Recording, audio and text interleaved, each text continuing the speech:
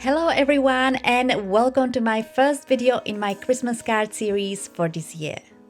This is so exciting because I really love making Christmas cards. However, while I did make a Christmas card with the same design, I wanted to make an insert for my mobile phone case with this exact design just to decorate my phone. So that's what I'm making in this video, an insert for a clear mobile phone case. But you can make the card, the painting process is pretty much the same. So my idea for this card and insert was, I wanted to have a very dark background, which is the main idea for this card, and I wanted to have a nice focal point. I didn't have any specific product in mind when it comes to the image. I just went through my stash and found a stamp set with poinsettias that fit my idea.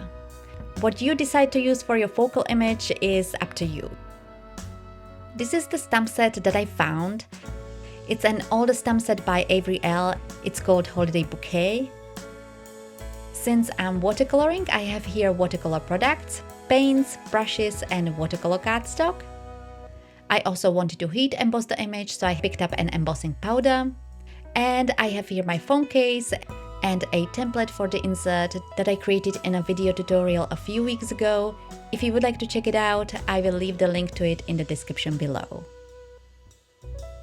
So that's the products. Now let's get started with the background. I first used the template and with a pencil I marked 2 lines. If you are making a card, you skip this step. This is just a guide to know where I need to stamp the image. What I didn't mention in my video where I created this insert is that you can use the phone case itself. My phone case has rubber edges that are rounded, which made it more difficult to use it as a template. But if your case is more solid with straight edges, that should work. I put my cardstock into my stamping platform, and first I played with the direction of the stamp. When you are making these inserts, you need to keep in mind the opening for the camera, which takes a lot of space, especially with the latest phones. And once I was happy with the placement, I first treated the cardstock with an anti-static powder. This is actually the EK Success powder, but the tool it was in, it did not work for me, so I put it into a plastic container. I inked up the stamp with the Versamark ink, and I stamped the image twice, just to make sure it stamps well, since I'm using a watercolor cardstock, which is more rough. And then I sprinkled the embossing powder over it and heat set it with my heat tool. Here in this clip what you see, I'm actually using the background that I used for the card, because I didn't press the record button when I was melting the powder on the insert. And the embossing powder that I used is the metallic platinum from Wow. I usually use the metallic gold, and I thought it's time to switch it up. Back to the background for the insert. I will be using a lot of paint and water, so I secured it with a washi tape. Actually, I should have used the tape only on the sides because the height of the cardstock is the exact height of the insert, so I will end up with 2 white lines, but later I will be able to correct it. When I was making the card, I taped it as well. There I actually wanted to have the border, but for the insert I wanted to have the paint from edge to edge. Next, I painted the flower. I'm using the Gansai Tambi paints from Koretake, but you can use whatever paints you already have. I picked pink for the petals, green for the leaves, yellow for the middle of the flower. There are also berries. I wanted them to be blue, but I didn't want them to clash with the background. So I also picked this shimmer white paint and I mixed it with a tiny bit of blue, and I thought it worked very well. The way I painted the petals, I started with more lighter watery paint. The Koretake set doesn't have a mixing palette, so I used an acrylic block to mix the paint with water. And then I just added more saturated paint to the bottom of the petal. I cleaned my brush and then I spread the paint to the top.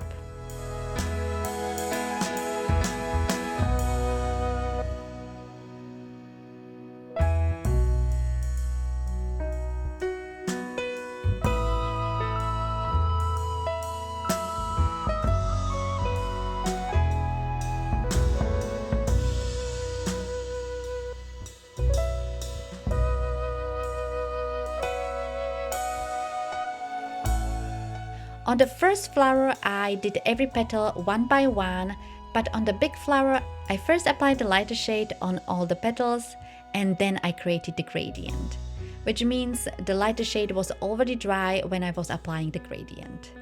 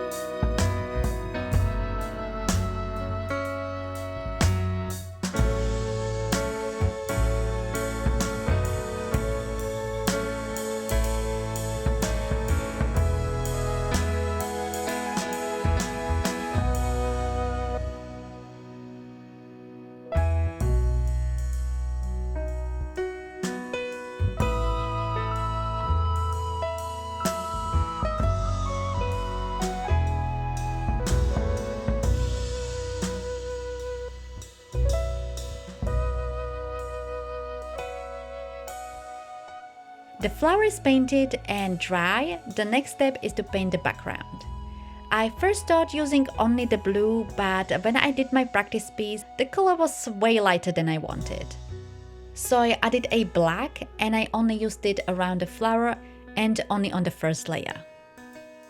I actually found it easier to create a border first around the flower, no matter what color you are using, and then expand the color with the additional paint. And once I finished the circle around the flower using the black paint, I painted the rest of the panel with a dark blue.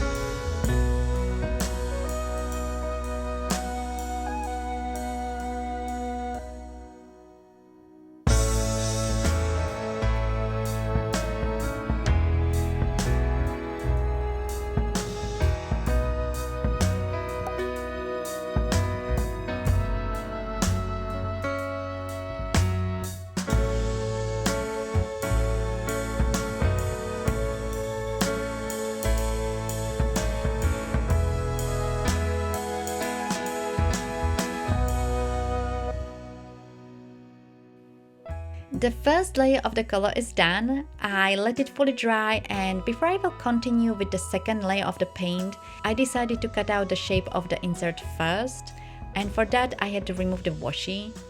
If you are making a card, if you're liking the background already, you can remove the washi and add the greeting and adhere it onto a card base.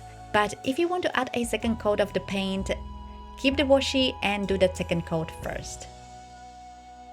So to cut the insert, I actually only needed to cut the sides. I first used the insert to measure where I need to cut. I used my pencil to mark it, and then I used my paper trimmer to cut both sides.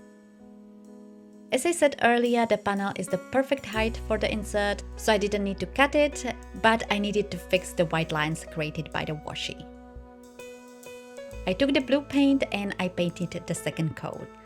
Actually, I wasn't sure if I will be doing a second coat. The white lines decided it for me, and I'm happy that I did. After the second coat, it was much better. I actually had a little bit of trouble with painting the background. On my trial card, I felt the color is lifting when I was painting the second layer. It can be the paint. Gansai watercolors are different to Western paints, but also this is watercolor. It is not supposed to be opaque. It can also be that I did not wait enough till the background is fully dry. Maybe for the background, gouache might be better. However, I managed to get a pretty good dark blue and I really like the result. And I also managed to cover the white lines. The last part to create the insert is to cut out the opening for the camera and round the corners. I rounded the corners with my corner rounder. This is a watercolor cardstock, so it required a little bit more pressure. And I rounded the corners on 3 sides. For the 4th side, I cut out the opening for the camera. I first used my template. I made sure it's aligned with the watercolor panel and I traced the opening for the camera with a white pencil. And after that, I used my scissors and cut it out. Before I show you how the insert looks like in my phone case, let me show you the cards. I made 2, one with a dark blue background, same as the insert, and one in turquoise. I also stamped a greeting and heat embossed it, and the greeting is from a different stamp set. And I love the cards, I think both of them look very pretty. But let me finally show you the insert inside of the phone case. I absolutely love it, I really like the look, and I really love the dark blue background. I hope you enjoyed this video and we'll try something similar. You could use many card designs and make them into these inserts. If you would like to see more Christmas card inspirations, check out my Christmas card series from previous years. I will leave the link to these playlists in the description below. Don't forget to like and subscribe, and I will see you in my next video.